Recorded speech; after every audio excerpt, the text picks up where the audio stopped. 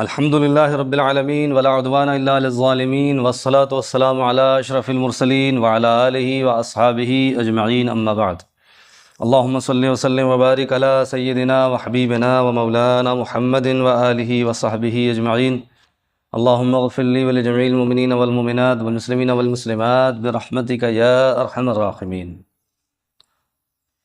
دیکھیے حدیث پاک، حدثني عبيد بن إسماعيل قال حدثنا أبو أسامة هذا حماد بن أسامة عن هشام بن عروة عن أبيه قال الزبير۔ حضرت ہشام بن عروہ اپنے والد حضرت عروہ سے روایت کرتے ہیں، وہ فرماتے ہیں قال الزبیر، حضرت زبیر نے فرمایا۔ زبیر کون ہیں؟ ان کے والد ہی ہیں حضرت عروہ کے۔ حضرت زبیر کہتے ہیں حضرت زبیر نے فرمایا لقیت یوم بدر عبیدہ بن سعید بن العاص، عبیدہ ابن سعید ابن عاص سے میرا مقابلہ ہوا جنگ بدر میں، اور یہ کافر تھا، کفار کی طرف سے لڑ رہا تھا اور بہت ہی بہادر تھا۔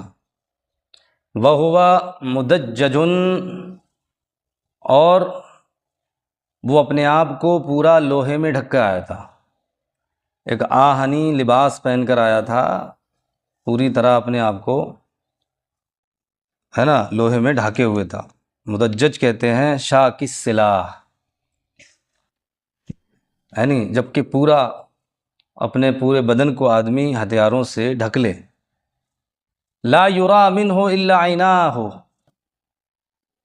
اس کی صرف آنکھیں دکھ رہی تھیں، باقی پورا بدن کورڈ تھا، پورا بدن ڈھکا ہوا تھا۔ وَهُوَ يُكَنَّى أَبَا ذَاتِ الْكَرْشِ، قاعدے قانون کے حساب سے جو ہے ابا ہونا چاہیے، چونکہ یہ دوسرا مفعول ہوتا ہے کنّا یکنی کا، ہے نا، لیکن چونکہ اس نسخے میں ابو ہے تو اس کو ایسے بھی پڑھ سکتے ہیں، یکنّا یا یکنا ابا ذات، ابو ذات الکرش، اس کو جو ہے ابو ذات الکرش سے اس کی کنیت تھی، اس کو یاد کیا جاتا تھا، ہے نا، ابو ذات الکرش۔ کرش کس کو کہتے ہیں؟ اصل میں کرش جو ہے توند کو کہتے ہیں، کرش بھی کہتے ہیں اس کو، کرش، اور ویسے اس کا معنی جو ہے اوجھڑی ہے، اوجھڑی۔ آپ فقہ کی کتابوں میں پڑھیں گے کہ کرش کھانا کیسا ہے، تو اوجھڑی، اس کا معنی اوجھڑی ہے، اس لیے جو لوگ اوجھڑی کھاتے ہیں ان کو کہتے ہیں کرش خور، کرش خور۔ حشمتی حضرات ویسے اتنے سخت ہیں، اور دو چیزیں ان کی ایسی ہیں کہ بس اب تو بہت بدل گئے، پہلے سے ہی اوجھڑی کا مسئلہ اور ایک تعزیے کا مسئلہ انہوں نے آج تک مانا ہی نہیں کسی کو اس سلسلے۔ اوجھڑی مکروہ تنزیہ کہتے ہیں وہ لوگ، جمہور علماء مکروہ تحریمی کہتے ہیں، وہ مکروہ تنزیہ کے قائل ہیں، تو اس کو کرش کہتے ہیں، جمع اکراش۔ ابو ذات الکرش فقالا، تو اس نے جب آپ کا اس سے مقابلہ ہوا، آمنے سامنے آئے، تو اس نے اپنا تعارف کرایا، بولا انا ابو ذات الکرش، میں ابو ذات الکرش ہوں۔ کہہ رہا فحملت علیہ بالعنزہ، حضرت زبیر کہتے ہیں میں نے اس پر نیزے سے وار کیا۔ یہ نیزہ جو عنزہ عربی میں لفظ ہے، اصل میں یہ درمیانی ہتھیار ہوتا ہے نا، درمیانی ہتھیار ہوتا ہے، تلوار کی طرح بڑا بھی نہیں ہوتا، اور جو خنجر ہوتا ہے اس سے یہ بڑا ہوتا ہے۔ فحملتہ فطعنتہ فی عینہ، تو میں نے اس کی آنکھ میں بھونپ دیا اس کو، طعنہ کا معنی گھسیڑ دینا، فطعنتہ فی عینہ، یعنی اتنے ماہر تھے ہمارے بزرگان دین کہ صرف آنکھیں کھلی ہوئی تھیں، پورا ڈھکا ہوا تھا، تو ایسا نشانہ مارا کہ اس کی آنکھ میں گھس گیا وہ، فطعنتہ فی عینہ، میں نے اس کی آنکھ میں نیزہ داخل کر دیا، فماتا، تو وہ وہیں مر گیا۔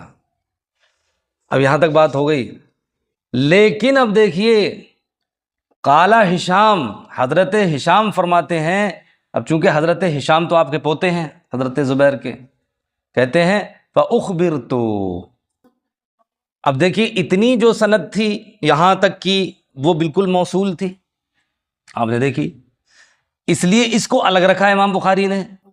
اور کالا ہشام چونکہ اخبر تو آ رہا ہے، وہ خبر دینے والا معلوم نہیں ہے کہ کس نے خبر دی، مجھے خبر دی گئی، مخبر معلوم نہیں ہے، اس لیے امام بخاری نے اتنے حصے کو الگ رکھا۔ تو یہ امام بخاری علیہ رحمۃ و رضوان کی غایت احتیاط ہے کہ آپ جو چیز جس حیثیت سے ثابت ہے اس کو اسی کیٹیگری میں رکھتے ہیں۔ اس لیے کہا فَأُخْبِرْتُ، تو مجھے خبر دی گئی، بتایا کسی نے، ان الزبیر قال، کہ حضرت زبیر نے فرمایا، لقد وضعت رجلی علیہ ثم تمطعت فکان الجہد ان نزعتها، او فکان الجہد ان نزعتها، اس کو خبر مقدم بھی مانا جا سکتا ہے۔ کیا مطلب ہے اس کا؟ اب وہ نیزہ اس کی جو ہے آنکھ میں گھس گیا، تو فرماتے ہیں کہ مجھے وہ نیزہ نکالنا بھی تھا، چونکہ نیزہ بہت قیمتی تھا، تو فرماتے میں نے اپنا پیر رکھا اس کے اوپر، اور اس کے بعد میں نے پوری طاقت سے کھینچا، تو پوری طاقت لگائی تب کھینچا، فکان الجہد ان نزعتها، یعنی پوری طاقت لگ گئی اس کے کھینچنے میں، تب کھینچا وہ اس کی آنکھ میں سے۔ سوچیے آپ کتنی زور سے مارا تھا، ہے نا، کہ اپنی طاقت پوری لگا دی تو مشکل سے نکل پایا۔ اور پھر کیا حال ہوا اس کا، وقد انسنا طرفاہ،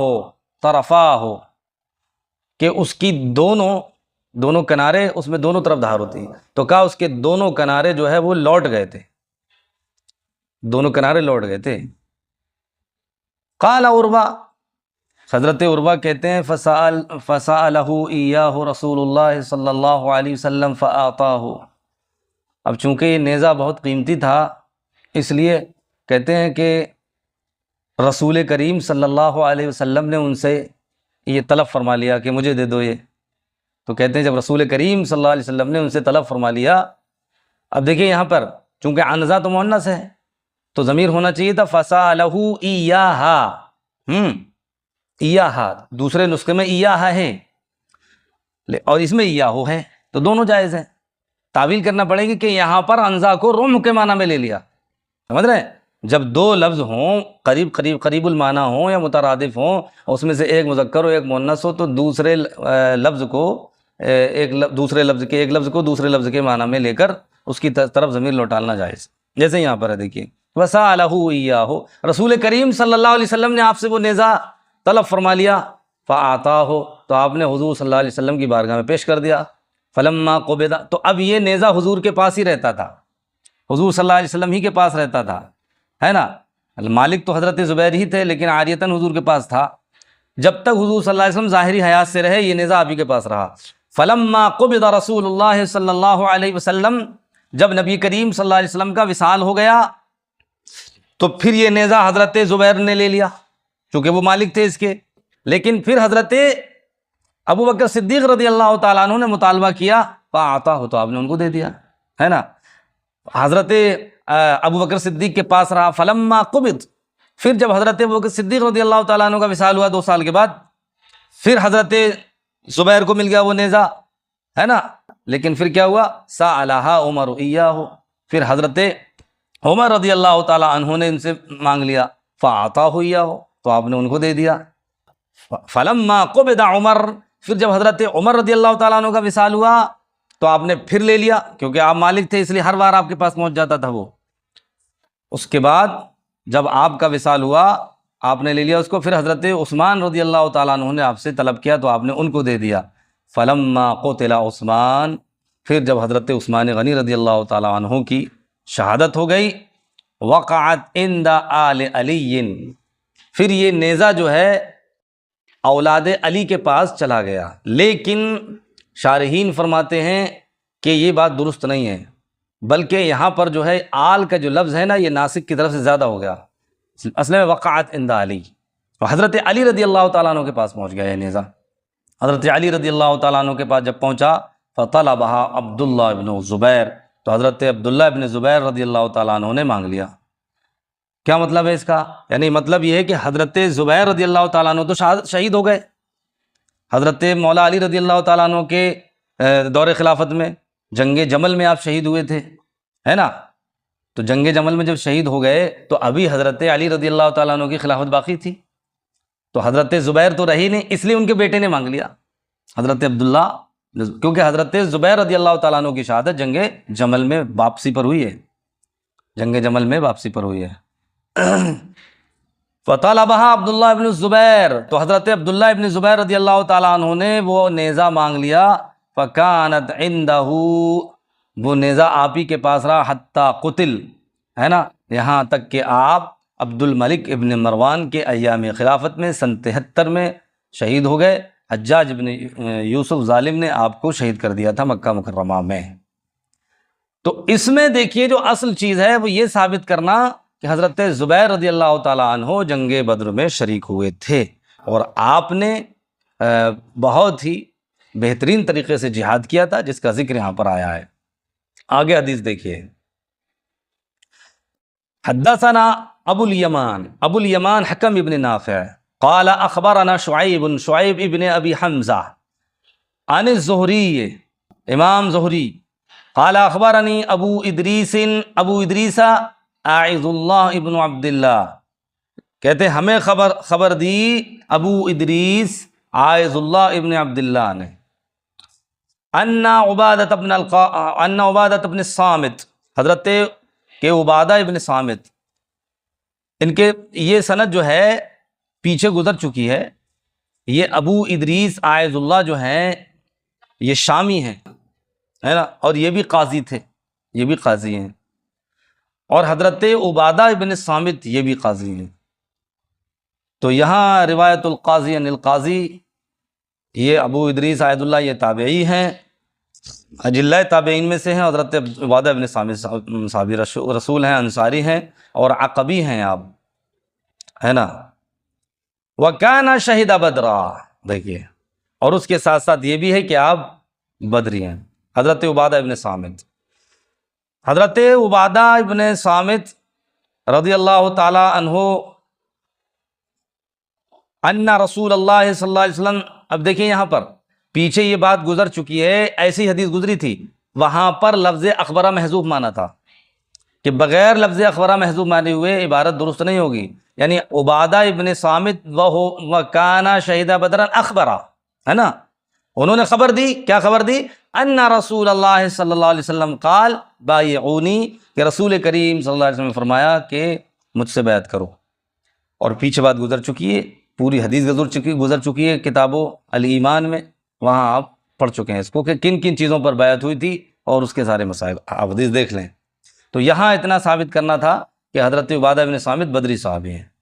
حدثنا یحییٰ ابن بکیر، یحییٰ ابن عبداللہ ابن بکیر قال حدثنا اللیث عن عقیل عن ابن شہاب قال اخبرنی عروہ ابن الزبیر عن عائشہ زوج النبی صلی اللہ علیہ وسلم ان ابا حذیفہ وَكَانَ مِمَّنْ شَهِدَ بَدْرًا مَعَ رَسُولِ اللَّهِ صلی اللہ علیہ وسلم۔ انا ابا حذیفہ، دیکھیے ابا حذیفہ یہ انا کا اسم ہے، تبنا جو بعد میں آ رہا ہے یہ خبر ہے، اور وَكَانَ مِمَّنْ شَهِدَ بَدْرًا یہ جملہ معترضہ بیچ میں آیا ہے، اور جملہ معترضہ یہ یا تو کسی اعتراض کا جواب ہوتا ہے یا کسی چیز کی وضاحت کے لیے لایا جاتا ہے، بہرحال اس کا ما قبل سے کوئی اعراب نہیں ہوتا ہے نا، تو بیچ میں آ جاتا ہے جملہ، کبھی مبتدا اور خبر کے درمیان آ جائے گا، کبھی فعل و فاعل کے درمیان میں آ جائے گا، کبھی فاعل اور مفعول کے درمیان میں آ جائے گا، بہرحال کسی چیز کی وضاحت کے لیے یہاں پر دیکھیے اس وضاحت کے لیے لایا گیا کہ حضرت ابو حذیفہ یہ بدری صحابی ہیں، یہ جنگ بدر میں رسول کریم صلی اللہ تعالیٰ علیہ وسلم کے ساتھ شریک ہوئے تھے۔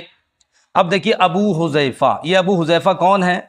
یہ مشہور صحابی رسول ہیں، اور ان کے نام میں اختلاف ہے، کئی قول دیے ہیں، بعض نے کہا ان کا نام محشم ہے، بعض نے کہا حشیم ہے، بعض نے کہا ہاشم ہے، اور اکثر علماء یہ کہتے ہیں کہ ان کا نام ہشام ہے نا۔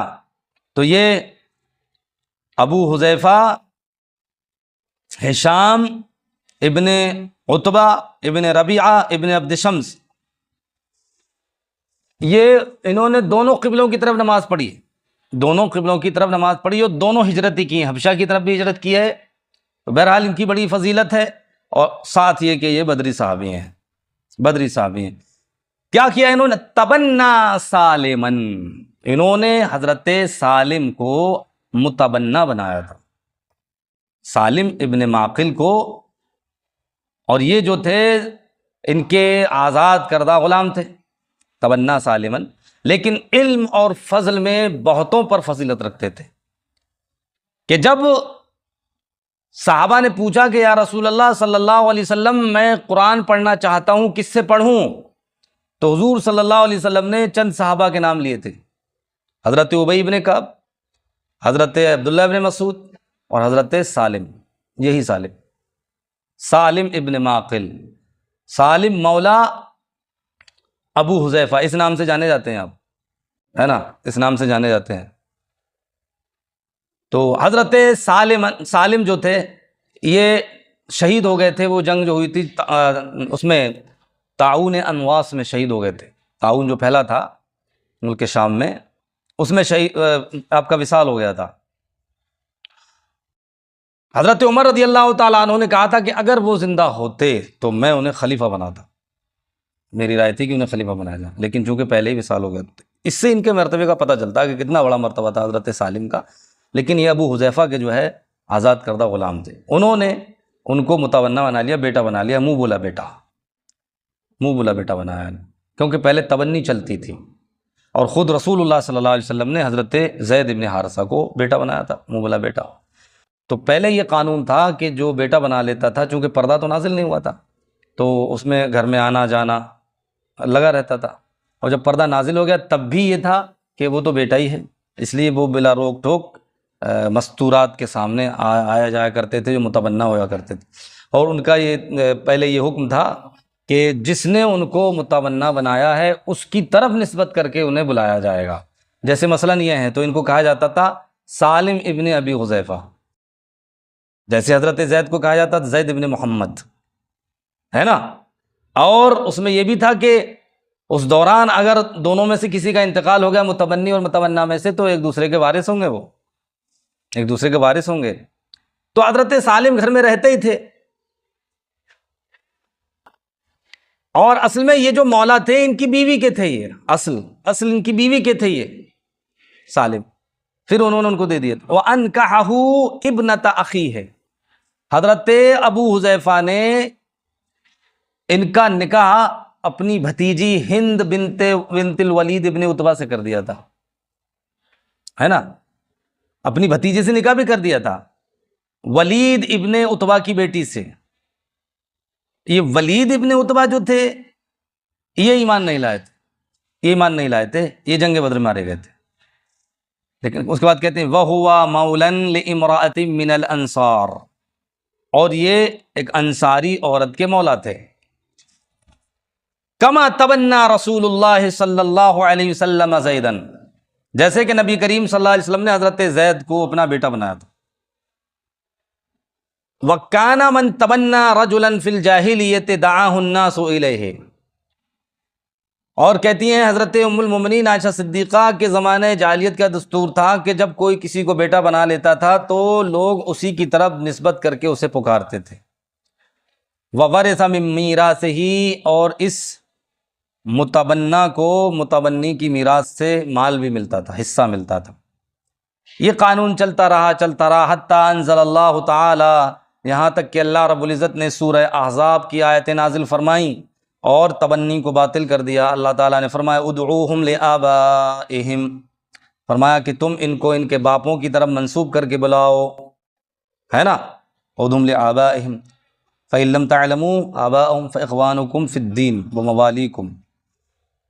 تو حکم یہ ہوا کہ اب متبنی کی طرف نسبت نہیں کی جائے گی، بلکہ جو ان کے باپ ہیں ان کی طرف نسبت کی جائے گی، اور جن کے باپ معلوم نہیں ہیں تو ان کو جو ہے جس طرح چاہو، ہے نا، پکارو، کیونکہ پھر بھی تمہارے بھائی ہیں اور یا تمہارے آزاد کردہ غلام موالی ہیں۔ تو جب یہ تبنی ہوئی، اب جب تبنی ختم ہو گئی، اس کے احکام چلے گئے، تو اب قانون بدل گیا۔ اب یہ ہوا کہ وہ پردہ کیا جائے گا، ہے نا، گھر میں یوں نہیں آ سکتے۔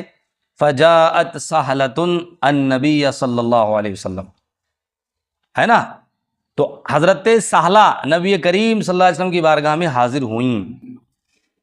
اب دیکھیے یہاں سہلہ، اور اوپر جو دیا تھا لامرأۃ من الانصار، تو اصل میں جو سبیتا تھیں، سبیتا یہ ان کے غلام تھے آزاد کردہ، وہ بھی آپ کی اہلیہ ہیں، اور سہلہ یہ بھی اہلیہ ہیں، ایک انصاری ہیں اور ایک قرشی ہیں، دو اہلیہ تھیں آپ کی حضرت ابو حذیفہ کی، جن کا یہاں پر ذکر ہے۔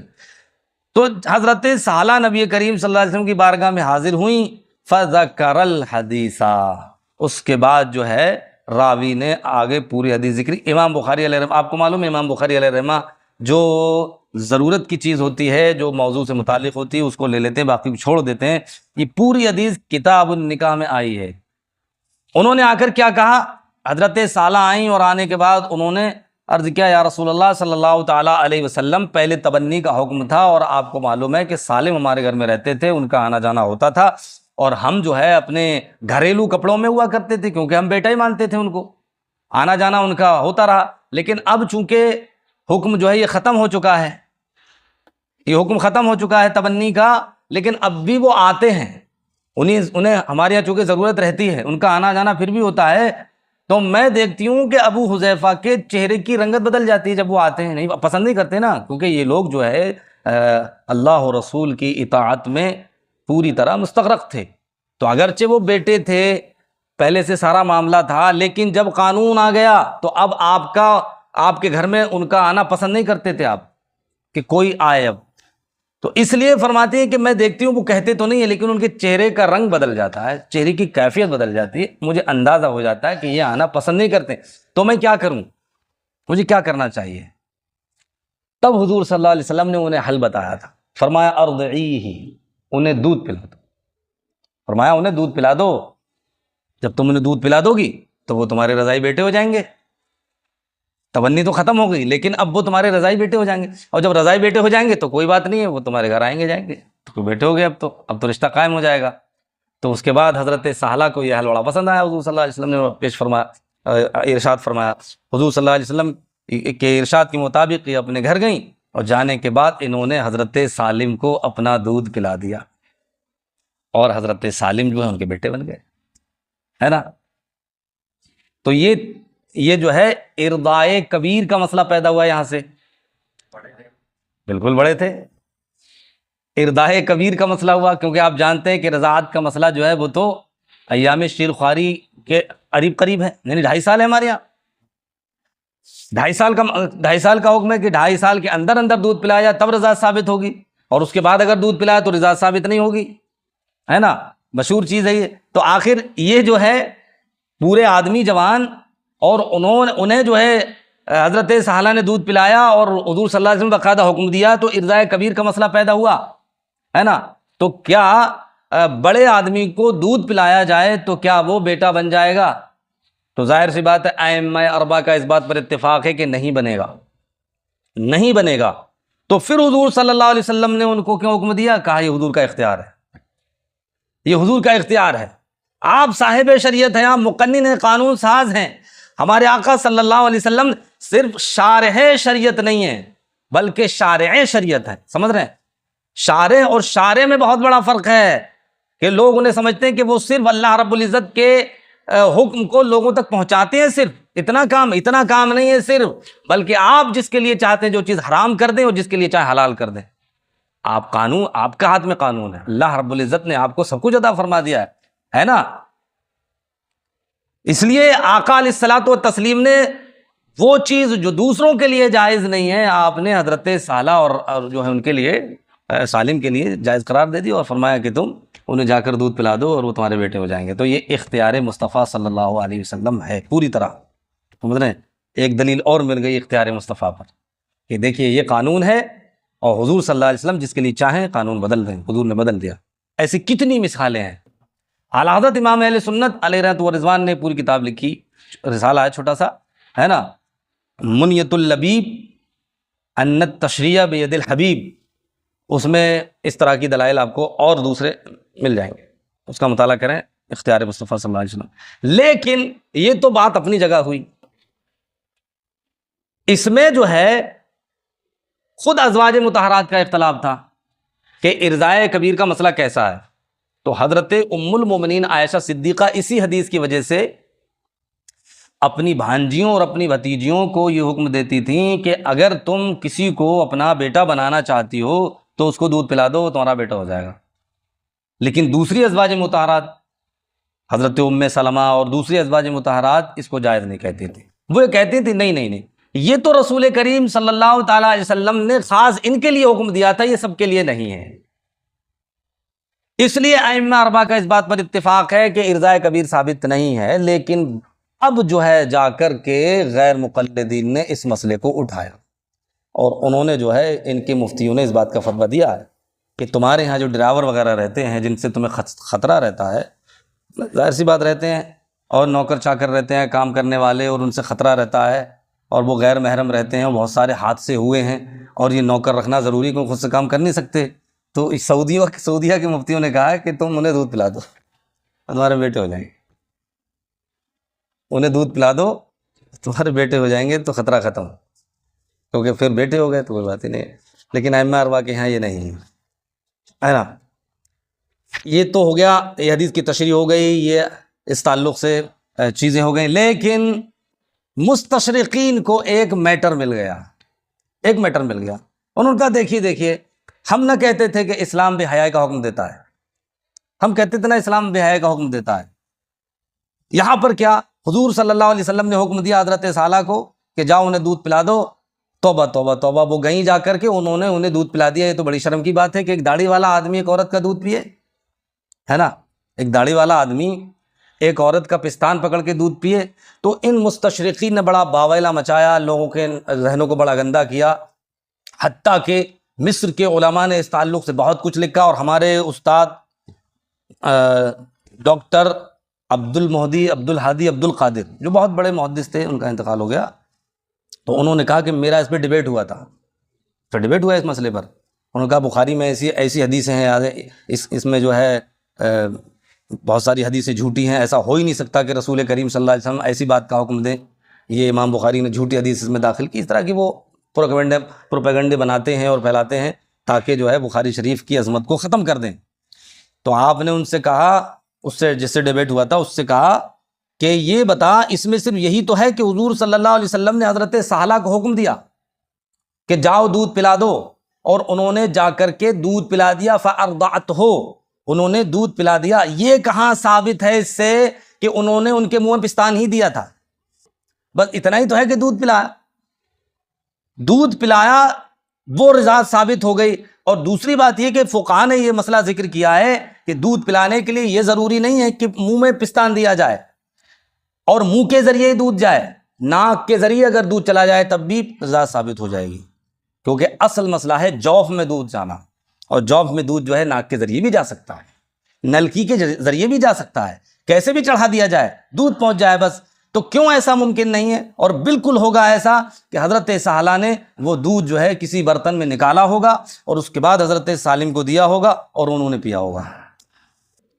پھر اس کے بعد انہوں نے کہا کہ میں نے اس پر مزید مطالعہ کیا اور مزید تحقیق کی، تو مجھے اس تعلق سے فتح الباری میں اس حدیث کے تحت علامہ ابن حجر عسقلانی علیہ رحمۃ ورضوان کے اقوال مل گئے، اور دوسرے اس سے بڑھ کر دلیل یہ ہے کہ خود موطا امام مالک میں حدیث میں موجود ہے کہ پھر حضرت سہلہ گھر گئیں، اور جانے کے بعد انہوں نے لکڑی کے پیالے میں اپنے پستان سے دودھ نکالا، اور اس کے بعد وہ برتن جو ہے سالم کو دے دیا، اور سالم نے وہ دودھ پی لیا، لہذا رضاعت ثابت۔ تو جو مستشرقین نے باویلا مچایا نا، وہ بالکل جھوٹ، اسلام سے مہذب مذہب ہو ہی نہیں سکتا دنیا میں کوئی، اسلام بے حیائی مٹانے کے لیے آیا ہے نا، اسلام بے حیائی کا حکم کیسے دے سکتا ہے؟ مگر یہ ہے کہ یہ جان بوجھ کر قصداً اس طرح سے نفرت پھیلانے والی چیزیں سامنے لاتے ہیں اور اسلام کے خلاف باویلا مچاتے ہیں۔ یہ تو دونوں چیزیں ثابت ہو گئیں، یہ بھی ثابت ہو گیا کہ ارضاء کبیر کا مسئلہ یہ اختیاری ہے، حضور صلی اللہ علیہ وسلم نے ان کو خاص طور سے عطا فرمایا، اور دوسری بات یہ ثابت ہو گئی کہ انہوں نے دودھ جو ہے وہ پستان سے نہیں پلایا بلکہ کسی برتن میں لے کر پلایا۔ سمجھ گئے؟ یہاں اس حدیث کو کیوں پیش کیا ہے؟ وہی حضرت ابو حذیفہ کے بدری صحابی ہونے کی وجہ سے۔ آگے دیکھیے حدیث، حدثنا علی قال حدثنا بشر بن المفضل، علی کون ہے یہ؟ علی ابن مدینی، علی ابن مدینی، جب امام بخاری علی کہے نا تو علی ابن مدینی، قال حدثنا بشر بن المفضل قال حدثنا خالد بن ذکوان عن الربیع بنت معوذ. ربیع ہیں یہ مؤنث ہے نا. ربیع بنت معوذ. ایک ربیع تو وہ ہیں جو حضرت انس رضی اللہ تعالی عنہ کی پھوپھی پیچھے گزری حدیث، وہ ربیع. اور یہ ربیع جو ہیں بنت معوذ ہیں. معوذ کون؟ وہی معوذ ابن افرا. ہاں، ان سے روایت ہے. قالت، آپ فرماتی ہیں، آپ صحابیہ ہیں، آپ فرماتی ہیں دخل علیہ النبی صلی اللہ علیہ وسلم، آپ فرماتی ہیں کہ میرے پاس نبی کریم صلی اللہ علیہ وسلم تشریف لائے. غدا تبنی علیہ، ہے نا، جس دن میری بدائی ہوئی تھی اس دن کی صبح کو. بنیا علیہ، بنا کا مطلب کیا ہوتا ہے؟ یعنی شب زفاف منانا، ہے نا. تو جس دن وداعی ہوئی اس کی صبح کو نبی کریم صلی اللہ علیہ وسلم میرے گھر تشریف لائے. فَجَلَسَا عَلَى فِرَاشِي، تو آقا علیہ الصلوۃ والتسلیم میرے بستر پر بیٹھ گئے. اللہ اکبر. کا مجلس کا منی، اور علامہ بدر الدین عینی کہتے ہیں اس کو لام کے زبر کے ساتھ پڑھا جائے کا مجلس کا منی. مجلس اور مجلس میں فرق ہے. مجلس اسم ظرف اور مجلس مصدر میمی. فرمایا کا مجلس کا منی، ایسے ہی بیٹھے جیسے تم میرے پاس بیٹھے ہو، ہے نا. کس سے کہا؟ خالد ابن ذکوان سے. خالد ابن ذکوان سے کہا کہ تم جیسے میرے قریب بیٹھے ہو ایسے ہی نبی کریم صلی اللہ علیہ وسلم میرے پاس بیٹھے تھے آ کر. اور آقا علیہ الصلوۃ والتسلیم نہایت ہی متواضع تھے. آپ صلی اللہ علیہ وسلم بیٹھ گئے اور اس کے بعد ان سے آپ باتیں فرمانے لگے. وَالجُوَیریات یضربن بالدف، اور کچھ چھوٹی بچیاں جو چھوٹی بچیاں تھیں، کم عمر تھیں، صغیر السن تھیں، وہ بچیاں دف بجا رہی تھیں. عربی میں دف کہتے ہیں، اردو میں دف کہتے ہیں. دف بجا رہی تھیں.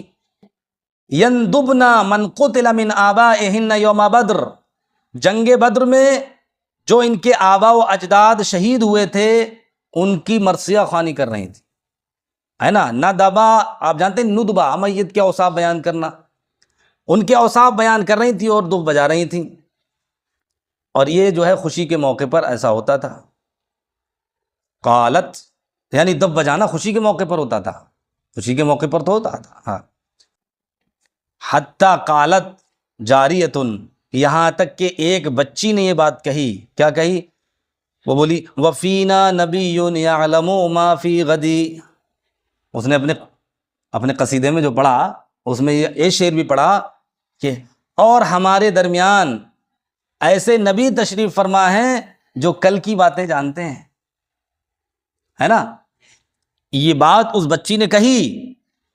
فقال النبی صلی اللہ علیہ وسلم، حضور علیہ الصلوۃ والتسلیم نے فرمایا لا تقولی ہاکذا وقولی ما کنت تقولین، ہے نا. فرمایا کہ اس طرح مت کہو بلکہ وہی کہو جو تم پہلے کہہ رہی تھیں، ہے نا. اب دیکھیے غیر مقلدین وہابیہ اہل سنت کے مخالفین کو یہ موقع مل گیا کہنے کا کہ دیکھیے حضور صلی اللہ تعالیٰ علیہ وسلم نے پسند نہیں کیا کہ نبی صلی اللہ علیہ وسلم کل کی باتیں جانتے ہیں، ہے نا. اس سے معلوم ہوا کہ حضور صلی اللہ علیہ وسلم کو علم غیب نہیں ہے، کل کی باتیں نہیں جانتے ہیں. اگر یہ بات صحیح ہوتی تو حضور صلی اللہ علیہ وسلم ان کو منع نہ کرتے. یہاں حضور صلی اللہ علیہ وسلم کا منع کرنا اس بات کی دلیل ہے کہ آپ کو علم غیب نہیں، معاذ اللہ، صدبار معاذ اللہ. علماء نے اس کے کئی جواب دیے ہیں حدیث پاک کے. سب سے پہلے تو یہ جواب دیا ہے کہ خود اسی حدیث میں علم غیب کی دلیل موجود ہے. علم غیب کی دلیل موجود ہے. کیسے؟ کہا بچی کہہ رہی ہے کہ ہمارے درمیان ایک نبی ہیں جو غیب کی باتیں بتا دیتے ہیں، کل کی باتیں بتاتے ہیں. بچی کو یہ کس نے بتایا، ہے نا. وہ بھی بچی کہہ رہی ہے. اس کا مطلب یہ ہے کہ یہ بات اتنی مشہور تھی کہ بچہ جانتا تھا کہ نبی کریم صلی اللہ تعالیٰ علیہ وسلم کو علم غیب ہے. اگر بچہ نہیں جانتا تو یہ بچی کیسے کہہ رہی ہے؟ بڑا کہتا تو ایک الگ بات تھی. بچی کہہ رہی ہے. بچے ایسے نہیں کہتے ہیں، بچے وہی بات کہتے ہیں جو بار بار انہوں نے سنی ہوتی ہے. تو اس سے معلوم ہوا کہ نبی کریم صلی اللہ علیہ وسلم کے تعلق سے صحابہ کا عقیدہ تھا کہ نبی کریم صلی اللہ تعالیٰ علیہ وسلم غیب داں ہیں. اب رہی یہ بات کہ حضور نے منع کیوں کر دیا. تو اس کے کئی جواب علماء نے دیے. ملا علی قاری علیہ رحمۃ الرضوان نے شرح مرقات میں اس کے 3 جواب ذکر کیے، ہے نا. فرمایا دیکھیے، پہلی وجہ تو یہ ہے کہ نبی کریم صلی اللہ تعالیٰ علیہ وسلم نے ان کو کیوں منع فرمایا. تو پہلی چیز یہ کہ نبی کریم صلی اللہ تعالیٰ علیہ وسلم اپنی طرف غیب کی نسبت کرنے کو پسند نہیں کرتے تھے، کیونکہ یہ حقیقی طور پر اللہ کی صفت ہے. تو آپ صلی اللہ تعالیٰ علیہ وسلم یہ پسند نہیں کرتے تھے کہ آپ کو یہ کہا جائے یعلم الغیب، پسند نہیں کرتے تھے. تو پسند نہ کرنے سے یہ نہیں ہو جاتا کہ حضور صلی اللہ تعالیٰ علیہ وسلم کو غیب نہیں ہے. یہ حضور صلی اللہ تعالیٰ علیہ وسلم کا ادب و احترام تھا، اور اللہ رب العزت کی بارگاہ میں ادب تھا کہ جو چیز اللہ رب العزت کے ساتھ خاص ہے حقیقی طور پر، اس چیز کو اپنے لیے مجازی طور پر بھی پسند نہیں کرتے تھے. یعنی اگرچہ حضور کی طرف نسبت مجازی ہوگی، لیکن آپ یہ پسند نہیں کرتے تھے یعلم الغیب، یہ عالم الغیب کا صیغہ پسند نہیں کرتے تھے. تو اس لیے حضور صلی اللہ علیہ وسلم نے یہ منع فرمایا. ایک بات. دوسری بات یہ ہے کہ نبی کریم صلی اللہ تعالیٰ علیہ وسلم کا ذکر کب ہوا؟ پہلے شہداء کا ذکر ہو رہا تھا، پھر حضور صلی اللہ علیہ وسلم کا ذکر ہوا. حضور صلی اللہ علیہ وسلم کو یہ پسند نہیں تھا کہ پہلے شہداء کا ذکر کیا جائے پھر میرا ذکر کیا جائے، بلکہ پہلے حضور کا ذکر ہونا چاہیے، اس کے بعد شہداء کا ذکر ہونا چاہیے. سمجھ رہے ہیں؟ پہلے حمد باری تعالیٰ ہونا چاہیے، پھر نعت نبی ہونا چاہیے، پھر منقبت ہونا چاہیے. اب پہلے منقبت ہی پڑھ دی آپ نے، پھر نعت پڑھ رہے ہیں، تو یہ بہتر نہیں. بہتر طریقہ یہ ہے کہ پہلے نبی کریم صلی اللہ علیہ وسلم کا ذکر ہونا چاہیے. اس لیے حضور صلی اللہ علیہ وسلم نے فرمایا کہ بیٹا یہ مت کہو، اب یہ کہنا تھا تو پہلے کہہ دیتے. اب تم جو ذکر کر رہی تھیں اپنے آبا و اجداد کے شان میں قصیدے پڑھ رہی تھیں، وہی پڑھو. 2 جواب ہو گئے. تیسرا جواب یہ ذکر کیا ہے کہ حضور صلی اللہ تعالیٰ علیہ وسلم کو یہ پسند نہیں تھا کہ حضور کا ذکر جو ہے وہ اس طرح کھیل اور تماشے کے طور پہ کیا جائے. کھیل اور تماشے کے طور پر نہیں، بلکہ ادب و احترام کے ساتھ کرنا چاہیے. اس لیے آقا علیہ الصلوۃ والتسلیم نے یہ فرمایا کہ لا تقولی ہکذا وقولی ما کنت تقولین. اور اگر یہ عقیدہ لیا جائے کہ نبی کریم صلی اللہ علیہ وسلم کو غیب نہیں تھا، تب تو اس سے تو بہت ساری خرابیاں لازم آئیں گی، جیسا کہ ہمارے علماء نے اپنی کتابوں میں ذکر کیا ہے، اور اس تعلق سے بہت ساری دلائل ذکر کیوں خود حضور صلی اللہ تعالیٰ علیہ وسلم نے خبر دی ہیں اس کی، وہ ساری چیزیں معلوم ہیں آپ کو. بہرحال یہاں پر جو ذکر کرنے کا مقصد تھا اس حدیث کو، وہ یہ کہ ان کے آبا و اجداد جو جنگ بدر میں شہید ہوئے تھے ان کا ذکر ہو رہا تھا، اس وجہ سے یہاں پر ذکر کیا ہے. دیکھیے آگے دیکھیے حدیث. حدثنی ابراہیم بن موسیٰ قال اخبرنا ہشام.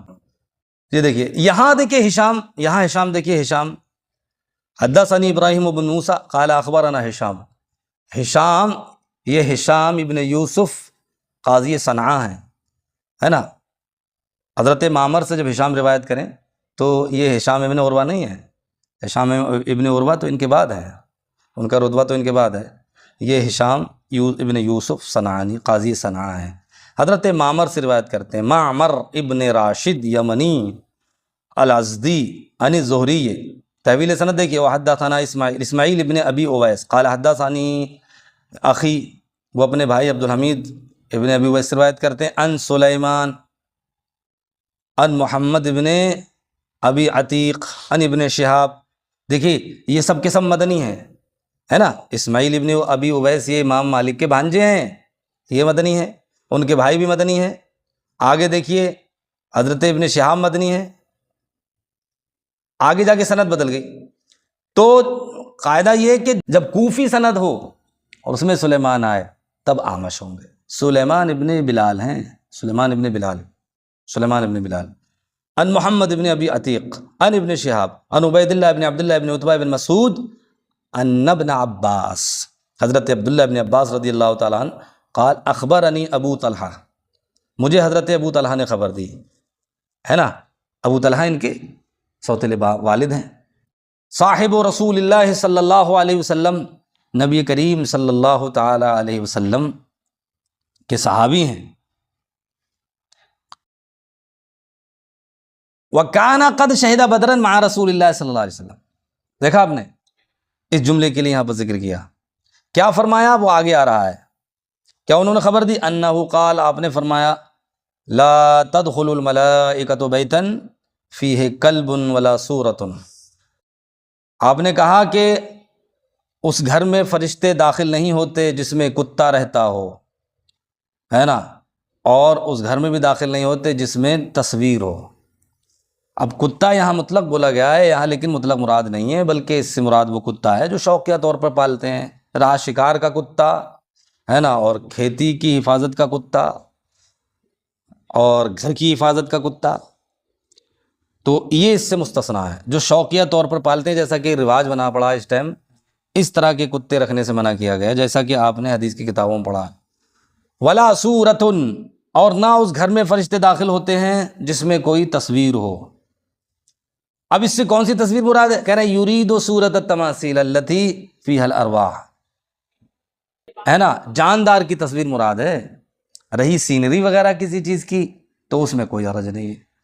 جاندار کی تصویر اگر گھر میں ہے تو فرشتے داخل نہیں ہوتے۔ لیکن یہاں بھی دیکھیے جو ملائکہ بولا گیا اس سے سارے فرشتے مراد نہیں ہیں، ملائکہ رحمت داخل نہیں ہوتے، باقی حفظہ جو حفاظت کرنے والے فرشتے ہیں وہ تو داخل ہوتے ہی ہیں، کیونکہ وہ اگر ہٹ جائیں گے تو انسان رہ ہی نہیں پائے گا، وہ ہمیشہ حفاظت کرتے ہیں، تو اس لیے رحمت کے فرشتے مراد ہیں۔ اور مشہور بھی یہی ہے کہ رحمت کے فرشتے نہیں آتے ہیں، ہاں، تو جاندار کی تصویر نہیں ہونا چاہیے لگی ہوئی کہیں، اور دوسرے یہ ہے کہ کتا نہ ہو۔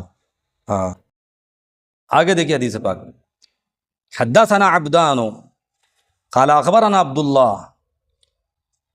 عبدان یہ لقب ہے، آپ کو معلوم ہے، عبداللہ ابن عثمان ابن جبلہ ابو عبد الرحمن المروزی الخراسانی۔ عبداللہ سے مراد عبداللہ ابن مبارک، چونکہ عبدان جو ہیں یہ مروزی ہیں، مرو کے ہیں، مروزی، اس لیے اب یہاں مطلقاً عبداللہ ابن مبارک۔ قال اخبرنا یونس ابن یزید ایلی، طویل سند دیکھیے، وحدثنا احمد ابن صالح، احمد ابن صالح مصری، قال حدثنا انبسط قال حدثنا یونس عن الزہری قال اخبرنا علی بن حسین۔ حضرت علی بن حسین کون ہے؟ حضرت امام زین العابدین۔ دیکھیے حضرت امام زین العابدین سے روایت آ گئی، ان حسین بن علی اخبرہ، حضرت امام علی مقام امام حسین رضی اللہ تعالیٰ عنہ نے ان کو خبر دی۔ حضرت امام زین العابدین اپنے والد محترم حضرت امام حسین سید الشہداء رضی اللہ تعالیٰ عنہ سے روایت کرتے ہیں، ان علی، حضرت مولا علی رضی اللہ تعالیٰ عنہ کا واقعہ بیان کرتے ہیں۔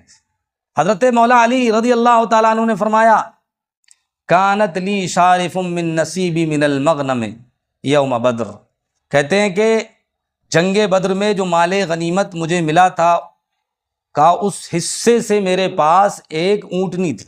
شارف کا معنی ہوتا ہے 5 سالہ اونٹنی، ہے نا، مسنہ جس کو کہتے ہیں باب اضاحی میں، تو اونٹ میں 5 سال ہے نا، 5 سالہ اونٹنی تھی۔ تو یہ اونٹنی آپ کو کہاں سے ملی؟ مال غنیمت سے۔ وَكَانَ النَّبِيُّ صلی اللہ علیہ وسلم اعطانی مما افاء اللہ علیہ من الخمس یومئذ، اور نبی کریم صلی اللہ تعالیٰ علیہ وسلم نے ایک اونٹنی مجھ کو مال خمس سے دی تھی جو اللہ رب العزت نے آپ کو اس دن عطا فرمایا تھا۔ دوسرے لوگوں نے کہا کہ یہ جو مال خمس آپ کو ملا تھا یہ اصل میں جنگ بدر سے پہلے جو حضرت عبداللہ ابن جحش کا سریہ تھا جو حضور نے بھیجا تھا رجب کے مہینے میں، تو رجب کے مہینے میں جو سریہ بھیجا تھا اس سریہ سے جو مال ملا تھا مال خمس، اس میں سے حضور صلی اللہ علیہ وسلم نے حضرت علی کو ایک اونٹنی عطا فرمائی تھی، تو 2 اونٹنیاں تھیں آپ کے پاس۔ فلما اردت ان ابتنی بفاطمۃ بنت النبی صلی اللہ علیہ وسلم، حضرت علی رضی اللہ تعالیٰ عنہ فرماتے ہیں کہ جب میں نے حضرت فاطمہ شہزادی رسول صلی اللہ علیہ وسلم سے بنا کرنا چاہی، یعنی ان کو اپنے گھر بلانا چاہا، وعدت رجلا صواغا فی بنی قینقاع، کہتے ہیں کہ بنو قینقاع کے ایک سنار سے میں نے وعدہ کیا، ان یرتحل معی، کہ وہ میرے ساتھ جائے، فنأتی بإذخر، کہا کہ ہم جا کر کے اذخر گھاس لائیں، فأردت ان ابیعہ من الصواغین، اور پھر میں نے ارادہ کیا کہ میں اس کو سناروں کے ہاتھ بیچ دوں۔ یعنی لوگ کیا ہے گھاس خرید لیتے تھے، انہیں ضرورت رہتی تھی تو گھاس خرید کے لائیں گے، اس سے کچھ پیسے ملیں گے، اس سے پھر اپنے ولیمے میں خرچ کریں گے۔ فنستعین بہ فی ولیمۃ عرسی، تاکہ میں اس پیسے کے ذریعے اپنے شادی کے ولیمے میں مدد حاصل کروں۔ یہ ارادہ تھا آپ کا، اس لیے آپ کے پاس اونٹنی تھی، آپ نے کہا اونٹنی لے جائیں گے اور اس پر لاد کے لائیں گے۔ فبینا انا اجمع لشارفی من الاقطاب والغرائر والحبال، کہتے ہیں کہ میں اپنی اونٹنیوں کے لیے جو ہے، دو اونٹنیاں تھیں نا، دونوں اونٹنیوں کے لیے پالان، بوریاں اور رسیاں اکٹھی کر رہا تھا، ہے نا۔ وشارفایا مناختان الی جنب حضرت رجل من الانصار، اور میری اونٹنیاں جو ہیں ایک انصاری مرد کے حجرے کے برابر میں بیٹھی ہوئی تھی، کمرے کے برابر میں بیٹھی ہوئی تھی۔ جماعت ما جماعت حتی جماعت ما جماعت، یہاں تک کہ میں نے اپنا سامان سب اکٹھا کر لیا۔ فَإِذَا أَنَا بِشَارِفَيَّ قَدْ أُجِبَّتْ أَسْنِمَتُهُمَا وَبُقِرَتْ خَوَاصِرُهُمَا وَأُخِذَ مِنْ أَكْوَادِهِمَا، تو یکایک میں کیا دیکھتا ہوں کہ میری دونوں اونٹنیوں کے کوہان کاٹ دیے گئے ہیں، ان کی کوکیں پھاڑ کر ان کے کلیجے نکال لیے گئے، کلیجے نکال لیے گئے۔ اچھی خاصی اونٹنیاں ہیں، کوہان کاٹ دیے، ان کے پیٹ چاک کر کے ان کے کلیجے نکال لیے۔ خواصر اصل میں خاصرہ کی جمع، خاصرہ کا معنی آتا ہے کوک، ہے نا۔ فلم املک عینی حین رأیت المنظر، کہا جب میں نے یہ منظر دیکھا تو میں اپنی آنکھوں کو رونے سے روک نہ سکا، میں روک نہیں سکا، ہے نا۔ قلت من فعل ھذا، تو میں نے پوچھا یہ کس نے کیا ہے؟ قالوا، لوگوں نے بتایا، فعلہ حمزۃ بن عبد المطلب، کہا یہ سب حضرت حمزہ نے کیا ہے۔ وَهُوَ فِي هَذَا الْبَيْتِ، اور کہا وہ اس گھر میں بیٹھے ہیں، فی شرب من الانصار، انصاری لوگوں کے ساتھ بیٹھ کر کے میں نوشی کر رہے ہیں، کیونکہ اس وقت تک شراب حرام نہیں ہوئی تھی۔ ہاں، عندہ قینۃ واصحابہ، اور آپ کے پاس ایک مغنیہ ہے اور آپ کے ساتھی ہیں۔ فقالوا، اور ایک دوسرے نسخے میں فقالت فی غنائہا، تو اس نے جو گانا گایا نا، اس گانے میں مغنیہ نے کہا تھا، الا یا حمز للشرف النوا، اے حمزہ اٹھو اٹھو، ان موٹی تازی اونٹنیوں کی خبر لے لو، ہے نا۔ اس نے یہ اپنے گانے میں کہا کہا وہیا معتقلات بالفنا، کہا وہ میدان میں بیٹھی ہوئی ہیں، اور کہا کہ جاؤ ان کا پیٹ چاک کرو اور ان کے جو ہے کوکیں پھاڑ دو۔ اب وہ نشے میں تھے، انہوں نے گانے میں جب یہ سنا مغنیہ کی منہ سے، فبصب حمزہ الی السیف، تو حضرت حمزہ نے چھلانگ لگائی، تلوار اٹھائی۔ وعجب اسنمتہما، ہے نا، سنام کی جمع سنما، سنام ہے نا، سنام، آپ نے جو ہے اس کی جو ہے ان کی کوہان کاٹ ڈالے۔ بقرہ یبقرو کا معنی آتا ہے شق یشقو، ہے نا، پھاڑ دینا۔ کہا کہ اور بقرہ خواصرہما، ان کی کوکیں پھاڑ دیں۔ فاخذ من اکوادہما، اور اس میں سے کلیجیاں نکال دیں۔ قال علی، حضرت علی رضی اللہ تعالیٰ عنہ فرماتے ہیں، فانطلقت حتی ادخل علی النبی صلی اللہ علیہ وسلم، کہتے ہیں کہ میں چلا یہاں تک کہ نبی کریم صلی اللہ علیہ وسلم بارگاہ میں حاضر ہو جاتا ہوں۔ وعندہ زید بن حارثہ، آپ کے پاس حضرت زید بن حارثہ تھے۔ فعرف النبی صلی اللہ علیہ وسلم الذی لقیتو، تو نبی کریم صلی اللہ علیہ وسلم نے میری پریشانی کو پہچان لیا۔ فقال، فرمایا، ما لکا، کہا کیا ہوا؟ قلت یا رسول اللہ ما رأیتک اليوم، کہا کہ آج کے جیسا میں نے کوئی پریشان دن نہیں دیکھا۔ عدا حمزۃ علی ناقتیہ، فرمایا کہ حضرت حمزہ نے میرے دونوں اونٹنیوں پر حملہ کر دیا ہے۔ ہاں، فعجب اسنمتہما وبقر خواصرہما، فرمایا وہذا فی بیت، کہا وہ دیکھیے گھر میں بیٹھے ہیں، معہ شربن، ان کے ساتھ جو ہے میں خوروں کی جماعت ہے۔ فدعا النبی صلی اللہ علیہ وسلم برداء، نبی کریم صلی اللہ علیہ وسلم نے اپنا پیرہن منگایا۔ فرتدا، آپ نے زیبتن کیا۔ ثم انطلق یمشی، پھر آپ جو ہے پا پیادہ وہاں سے چل دیے۔ واتبعتہ انا وزید بن حارثہ، میں اور حضرت زید بن حارثہ آپ کے پیچھے پیچھے چلے۔ حتی جاء البیت الذی فی حمزہ، یہاں تک کہ اس گھر میں آپ تشریف لے آئے، اس گھر کے پاس آپ تشریف لے آئے جس میں حضرت حمزہ موجود تھے۔ فاستأذن علیہ، آپ نے مکان مالک سے اجازت طلب کی۔ فأذن لہ، آپ کو اجازت دے دی گئی۔ فطفق النبی صلی اللہ علیہ وسلم یلوم حمزہ فیما فعل، تو نبی کریم صلی اللہ علیہ وسلم حضرت حمزہ کو ان کے اس کام کی وجہ سے، اس فعل کی وجہ سے سرزنش کرتے رہے۔ لیکن فإذا حمزہ سمل، حضرت حمزہ جو تھے وہ نشے میں چور تھے۔ محمرۃ عیناہ، آپ کی آنکھیں بالکل سرخ ہو رہی تھیں۔ حضرت فنظر حمزہ الی النبی صلی اللہ علیہ وسلم، حضرت حمزہ نے نبی کریم صلی اللہ علیہ وسلم کی طرف دیکھا۔ ثم صعد النظر، پھر نظر اوپر اٹھائی۔ فنظر الی رکبتہ، پھر آپ صلی اللہ علیہ وسلم کے پیروں کی طرف دیکھا، ثم صعد النظر، پھر نظر اوپر اٹھائی، ثم نظر الی وجہہ، پھر آپ کے چہرے کو دیکھا، ثم قال حمزہ، پھر حضرت حمزہ کہنے لگے وحال انتم الا عبید لابی، اتنا سب کچھ کرنے کے بعد حضرت حمزہ کہہ رہے ہیں کہ تم سب میرے باپ کے غلام ہو، تم سب میرے باپ کے غلام ہو۔ نشے میں کہا تم سب میرے باپ کے غلام ہو، چونکہ حضرت عبد المطلب جو تھے سید اہل مکہ تھے، ٹھیک ہے، تم سب میرے باپ کے غلام ہو۔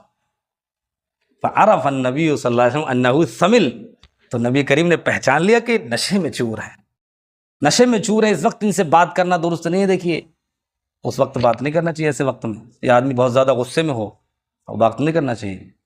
انہ ثمل، تو بہت زیادہ دیکھا کہ یہ تو نشے میں چور ہے۔ فنکس رسول اللہ صلی اللہ علیہ وسلم علی عقبیہ القہقرا، رجعت قہقریہ جانتے ہو؟ رجعت قہقریہ، رجعت قہقریہ مطلب یہ ہے الٹے قدم پھر واپس آنا، ہے نا؟ تو قہقرا جو ہے، قہقرا یہ مفعول مطلق بنتا ہے، نحو کی کتابوں میں ذکر ہے، کیونکہ یہ اس میں حیت ہے، حیت کو بتانے کے لیے وضع کیا گیا ہے لفظ۔ جیسے ایک لفظ آتا ہے قرفصا، ہے نا، حبوا بنا کے بیٹھنا، قرفصا، وہ بھی مفعول مطلق بنتا ہے۔ تو نکسا، رجع، نکسا کا معنی ہے الٹے قدم، نبی کریم صلی اللہ علیہ وسلم الٹے قدم واپس ہو گئے، یعنی آپ نے چہرہ حضرت حمزہ کی طرف ہی رکھا، جیسے ہم لوگ ادب میں مزار وغیرہ سے واپس ہوتے ہیں کہ چہرہ ہمارا صاحب مزار کی طرف رہتا ہے اور الٹے قدم واپس آتے ہیں، حضور ایسے الٹے قدم واپس آئے، کیوں؟ کہ کہیں ایسا نہ ہو کہ حمزہ کچھ کر دیں یا کسی کے ساتھ کچھ کریں تو کم سے کم میں دیکھ لوں گا، روک لوں گا، یہ مطلب تھا۔ تو آپ نے ان کی طرف پشت نہیں کری، فرجع، فخرج، آپ گھر سے واپس آئے، وخرجنا معہ، اور ہم بھی آپ کے ساتھ آ گئے۔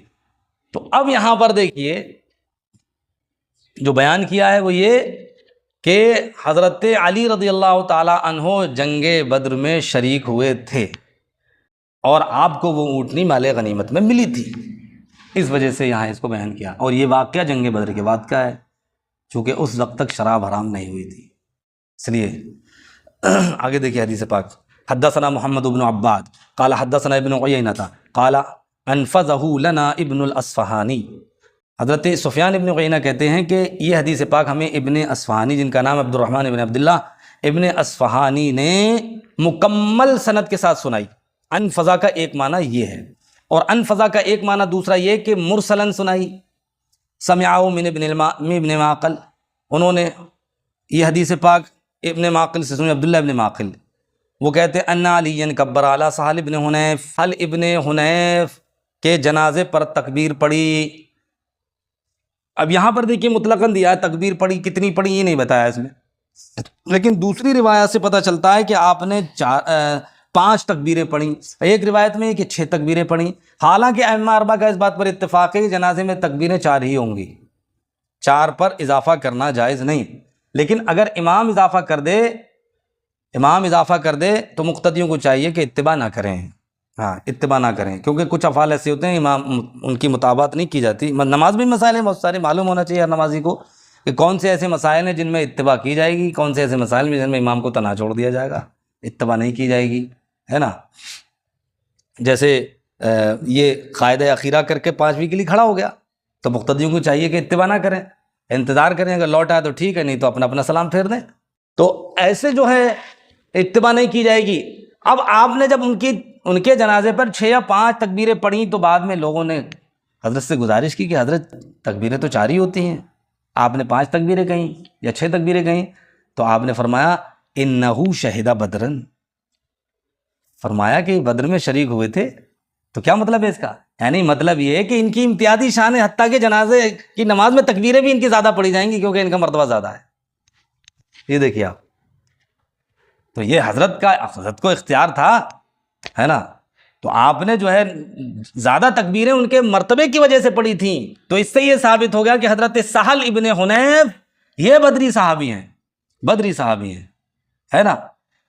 بدری صحابی ہیں، اور یہ کب کا واقعہ ہے؟ یہ کوفے میں ان کا وصال ہوا تھا 38 ہجری میں، کیونکہ 40 میں تو حضرت مولا علی رضی اللہ تعالیٰ عنہ کی شہادت ہو گئی، اپنے وصال سے، اپنی شہادت سے 2 سال پہلے کا واقعہ یہ ہے ان کی۔ اور آگے دیکھیے حدیث پاک، ایک حدیث ہی ہو جائے گی کیونکہ اس میں زیادہ تشریح نہیں ہے۔ حدثنا ابو الیمان حکم ابن نافع قال اخبرنا شعیب عن الزہری قال اخبرنی سالم بن عبداللہ. حضرت سالم ابن عبداللہ ابن عمر، آپ بھی فقہائے سبع بالمدینہ میں سے ہیں، ہے نا. انہ سمع عبداللہ ابن عمر، حضرت عبداللہ ابن عمر اپنے والد محترم کو آپ نے حدیث بیان کرتے ہوئے سنا. ان عمر بن الخطاب، حضرت عمر بن خطاب رضی اللہ تعالی عنہ، حین تعیمت حفصۃ بنت عمر من خنیس ابن حذافہ السہمی وکان من اصحاب رسول اللہ صلی اللہ علیہ وسلم قد شہد بدرا توفی بالمدینۃ قال عمر. اب دیکھیں یہاں پر انا عمر بن الخطاب، ٹھیک ہے، اس کی خبر محذوف ہے، انا کی خبر محذوف ہے، بیچ میں تو وہ جملے آ گئے دوسرے، اور اس کے بعد جو اصل میں تھا انا عمر بن الخطاب قالا حین تعیمت، تو قالا جو ہے نا یہی ہونا چاہیے، لیکن پھر عمر قالا عمر پھر سے جو عمر کا اعادہ کیا ہے، یہ جب ہوتا ہے جبکہ مبتدا اور خبر میں بہت بڑا فصل ہو جائے تو بعد میں جملہ پھر اعادہ کر دیتے ہیں اس کا، اس لیے یہاں پر ہی جملہ کو لوٹایا گیا پھر سے. حین تعیمت حفصہ، حضرت حفصہ بنت عمر ام المومنین رضی اللہ تعالی عنہ، یہ جو ہیں بیوہ ہو گئیں، یہ بیوہ ہو گئیں کس سے؟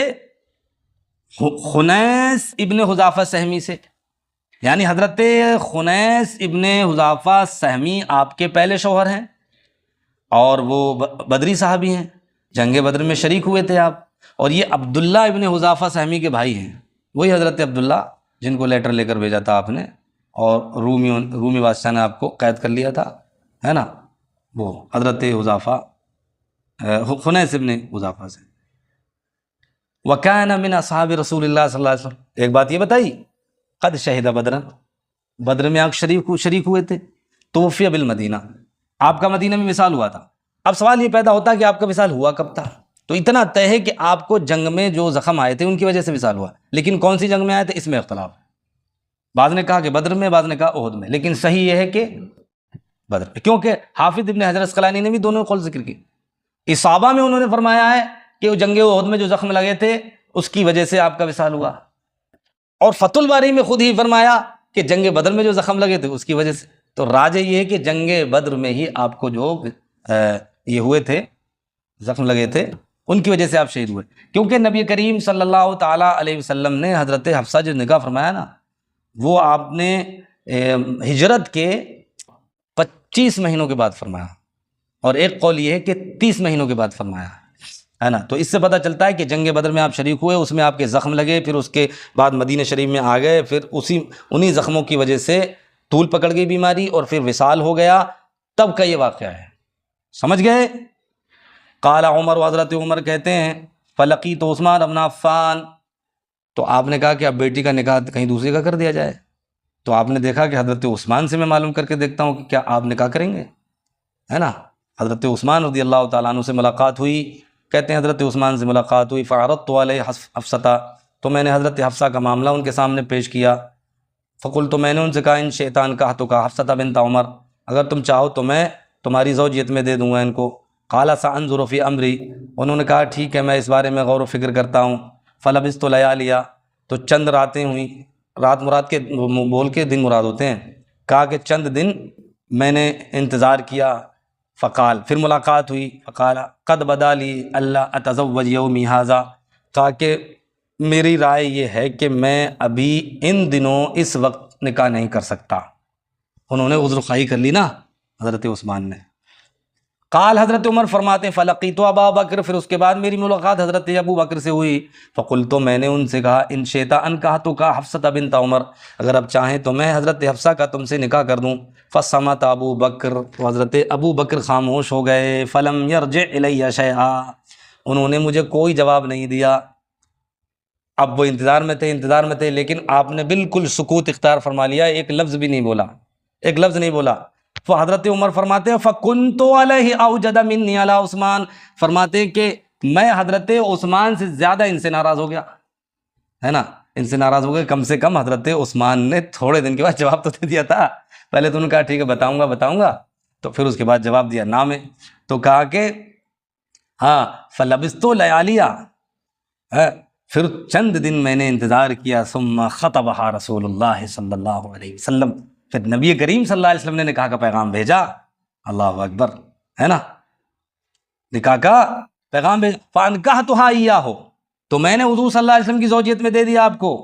اب دیکھیے آگے، فلقینی ابو بکر، اس کے بعد حضرت ابو بکر کی مجھ سے ملاقات ہوئی، تو حضرت ابو بکر نے کہا لعلک وجدت علیہ۔ دیکھیے وجد علی کا معنی کیا ہوتا ہے؟ ناراض ہونا، اور اس کا مصدر کیا آتا ہے؟ میں نے سارے لکھوا دیے تھے پہلے آپ کو یہ کہ وجدہ کن کن معنی میں آتا ہے، مصدر کیا کیا، کیونکہ یہاں مصادر سے معنی بدلتے۔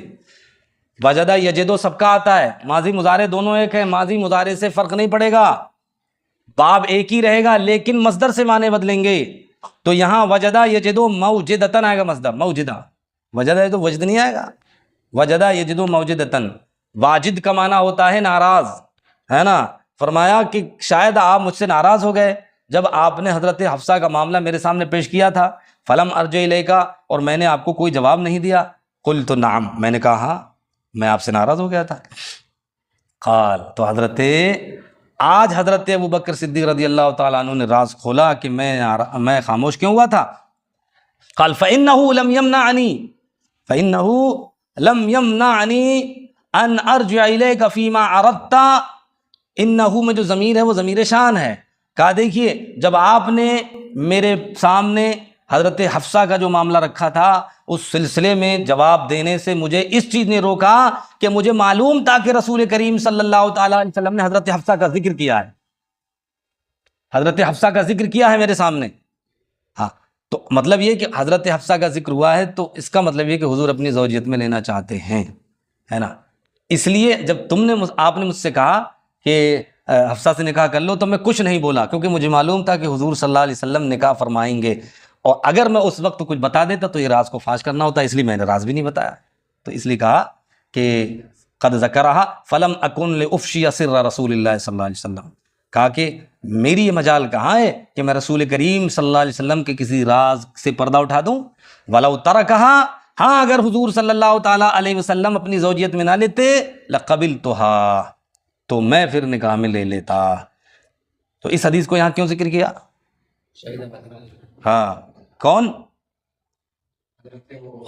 خنیس ابن حذافہ سہمی، یہ بدری صحابی ہیں، اس وجہ سے اس کو ذکر کیا۔ وصلی اللہ تعالیٰ علی خیر خلقہ سیدنا و مولانا محمد و آلہ و صحبہ اجمعین برحمتک یا ارحم الراحمین۔